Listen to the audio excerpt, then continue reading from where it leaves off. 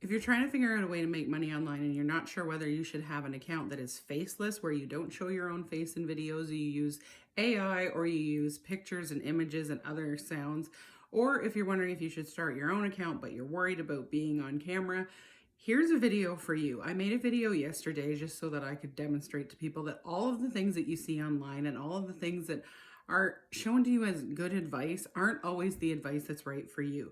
So I posted a video yesterday that I made in Canva, again, as per someone else's video, giving people tips on how to make money online, how to grow their account, how to use things for a faceless account. And again, if you want to make a faceless account, that's okay. But just bear in mind, just because it's faceless, it's made with AI or with some of these other things, it doesn't mean it's better. I'm going to show you the views that I got on that one versus the views that I get on the videos that I make myself.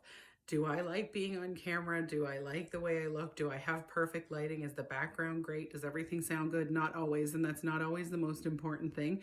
The most important thing is the value that you're giving people, what you're sharing with them, the information, and it doesn't always matter what everything looks like. The right people are going to find you. You're going to get your audience if you target properly and you know what you're doing, regardless of whether you're using a faceless account or you're using your own face and becoming the image that people are used to seeing. And I'm also going to show you some examples of some videos of mine that I put up where, again, people say you have to go through, you have to have the right hashtags, you have to have the right descriptions, you have to have certain words, or it'll say at the top of your video, find related content, which means your video won't be pushed out to as many people in the area that you're hoping to. And again, that it sounds like good advice, but it's not always the case. And I'm going to give you examples. I'm going to show you in this video some of the, again, the videos that I've done where I have targeted and ones where I haven't. And I'll show you the differences in views just so you don't panic and feel like you're not doing it right or you should be doing this. Instead of that, you should be starting. You should be working on things as you go and as you grow. And you will grow as you start working on your account, as you start trying to get farther in your business.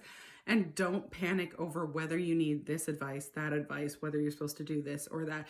Don't get confused by everything you see on TikTok or on social media. Just take your time, start what you want to do for your account, and eventually you will grow.